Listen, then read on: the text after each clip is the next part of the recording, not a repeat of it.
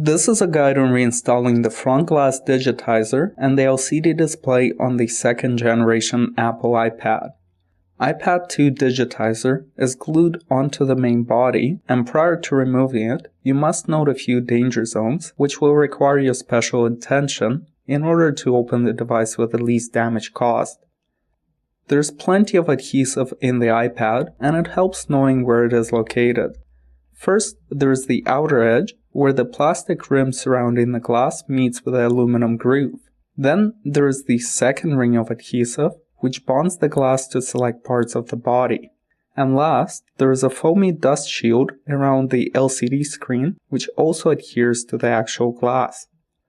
It is very important to note that the wireless antenna is also glued to the glass and needs to remain with the body when the glass is separated. Please make sure you are paying extra attention to that area when working through the glue. As well as the volume and power buttons cable can be damaged in two spots. You should be extremely careful around those areas, since breaking those cables will disable vital functions and will require extra parts and time to repair. As usual, we're using the most basic tools, such as a putty knife and a small Phillips screwdriver. However, if you have access to a heat gun or a hairdryer, you may consider using it to soften the adhesive around the edges.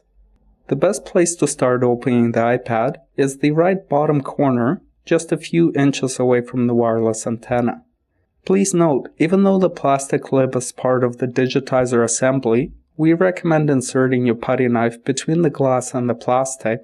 That way you can prevent leaving marks on the aluminum body. However, you will not be able to reuse the original digitizer anymore.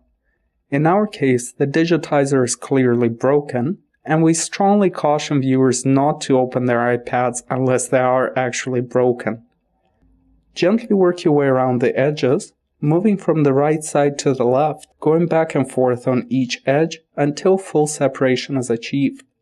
The adhesive is fairly strong, so please make sure you are positioning your knife in a controlled manner so that you are able to safely apply the force needed and are able to prevent damage from the knife.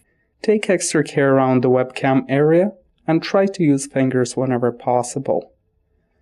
The digitizer is made of glass, and you could easily get a very deep cut without any warning. The entire opening process took more than 10 minutes, so please take your time. Once you have separated the right edge, make sure to separate the Wi-Fi antenna from the digitizer before proceeding any further. Now that the antenna is secured, it is safe to continue separating the glass away from the body. In cases when the digitizer is badly damaged, it may have to come out in small pieces. Open the digitizer as far as you can,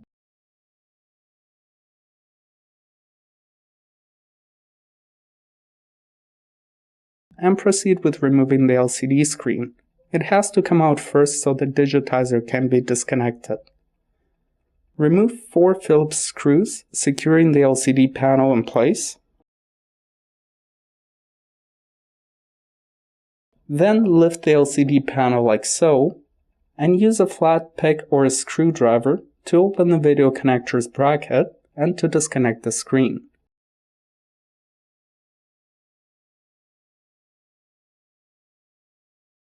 Place the screen aside. Then, using the same pick, open the digitizer connector's latches. There are 2 of them on the opposite side of where the ribbon cable slides out. It is very important to make sure that the latches are properly open, since forcefully removing the ribbon cable will most likely cause irreversible damage to the connector, and the entire logic board would have to be replaced.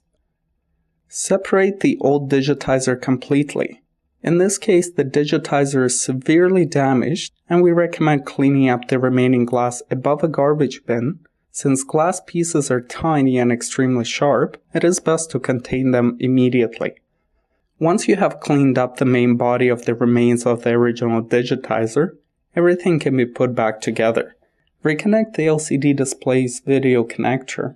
Make sure the connector is plugged in all the way, and the bracket is closed properly with a screwdriver.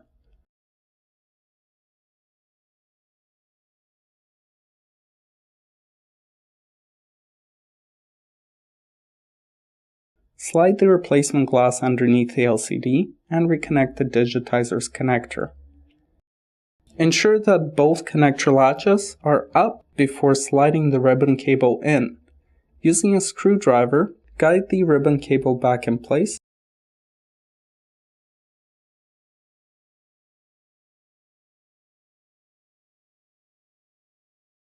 and secure both latches.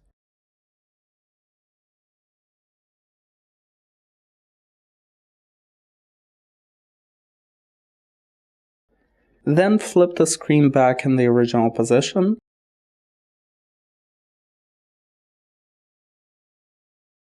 and secure the 4 Phillips screws. In order to properly close and seal the digitizer, some preparation must be conducted. We highly recommend that you ensure that there are no nicks or dents on the most outer rim of the body. It is typical for the iPad to have some dents on the corners and the original point of impact which broke the digitizer. Use a screwdriver and pliers or any other suitable tools to bend out all the imperfections so that the new digitizer can sit perfectly flush to the body. To seal the digitizer, we're using Scotch branded 3M double-sided adhesive tape. You could use some other forms of adhesive like super glue, but it is best to use something which can be opened for service afterwards. You must do your best to clean out as much of the old adhesive as possible. Then, cut your tape in appropriate width pieces. Strips of approximately 2 mm have to line the entire perimeter of the body in the outer groove. Use your screwdriver to properly position the adhesive in the groove.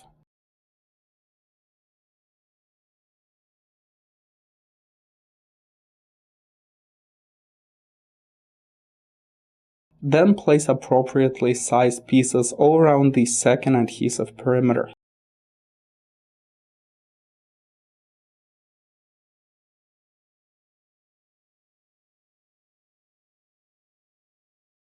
At this point you could close the digitizer, however we highly recommend that you carefully inspect the surface of the LCD display and remove any smudges, fingerprints, hairs, or anything else visible on the screen, since you would have to reopen the glass and reapply adhesive in order to clean up the screen.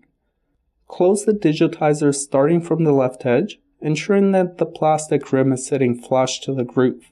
It takes some patience to align the plastic rim, and you could use an X-Acto knife to carefully shave off some plastic to properly sink it into the groove.